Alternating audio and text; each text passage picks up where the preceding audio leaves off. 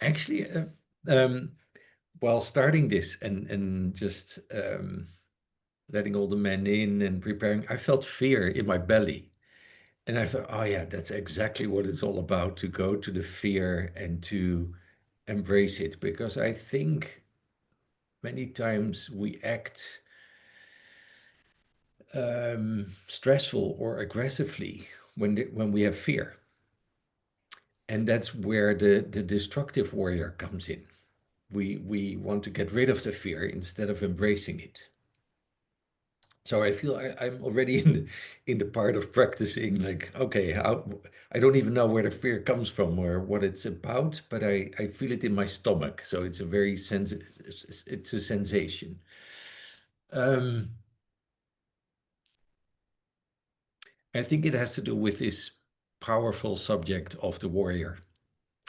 And I think we're confronted with it these days, in ourselves, but also in the world. We see more conflict, more war.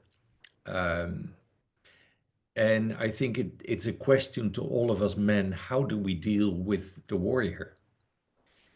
Not pushing it away, saying, oh, we don't want to be warriors, but how can we use the warrior energy? Because I think we all have it. We all need to learn how to deal with it in a healthy, peaceful way.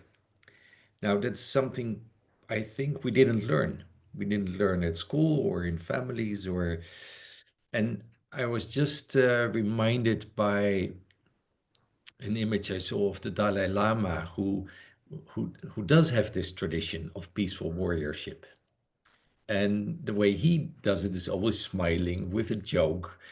But if you know his life story, that's definitely a war he's in, to protect his people and to protect his tradition. And the way he does it is amazing. Um, I'm also reminded of a movie I once saw, very long and boring movie. It was called The Green Knight.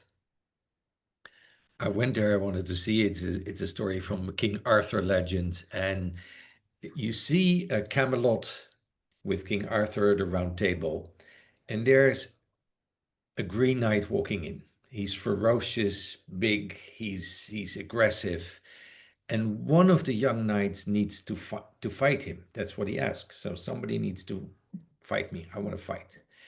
And one of the young knights steps forward and he fights the Green Knight and he chops off his head. And the Green Knight doesn't fall down. He picks up his head and he says, you have to fight me in 1 year time, and I will do the same with you. I will chop off your head. So a year passes, and the young knight goes in search of the Green Knight. And he travels and travels, and he has many adventures. So this movie goes on and on about all these adventures. And he comes to the Green Knight, and he puts his head on the chopping block. And then at the last moment, he is afraid. He can't surrender. He can't surrender his head. He says, "Oh, I can't do this." And he takes his head out, and he runs away, and he starts to live his life.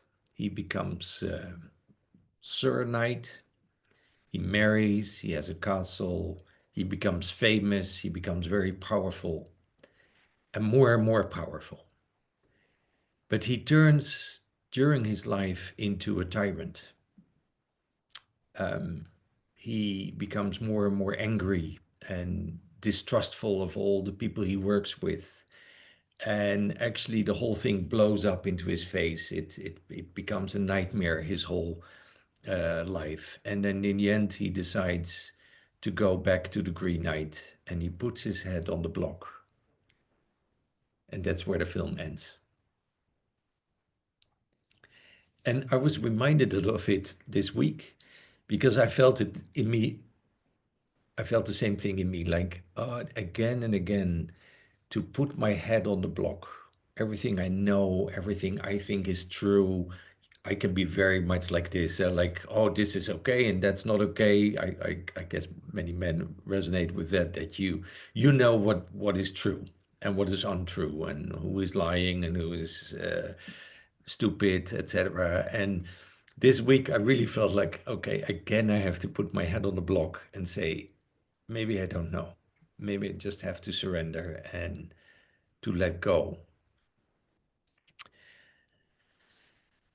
Well, just wanted to bring in that story because when I was working in Gaza and in Israel, this happened to me many, many times. I had to let go of what I thought was the right story or the true or the winner and the loser, who was right and who was wrong and who is so there's in a battle it always becomes very much like who's winning and who's losing. And I had to get out of the game of that of the game of winning or losing or the battle. Um, so I think that's one of the things that I would like to bring into, yeah, how do we surrender? How do we go from the head to the heart? And actually, because in the heart, I feel there are many more possibilities than only winning or losing, like a football game. But it takes a lot of courage to go down. And in the working there in Israel, I met Eran. I don't know, Eran, in which year was that? 2018 or something? Uh, I think so. You were in a workshop in Pardes Ghana. And then we became friends and we started working together and you were joining. We did a couple of workshops in Sinai. And last year we had a whole Zoom session of the Sacred Warrior. So we kind of started exploring this whole theme.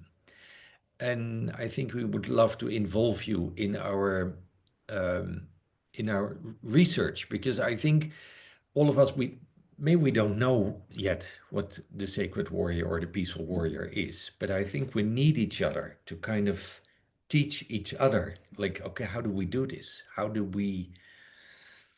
you give each other feedback? Like, no, that's not it. Or yes, that's it. Or great direction. So I'm happy you're all here and that we're gonna explore the warrior.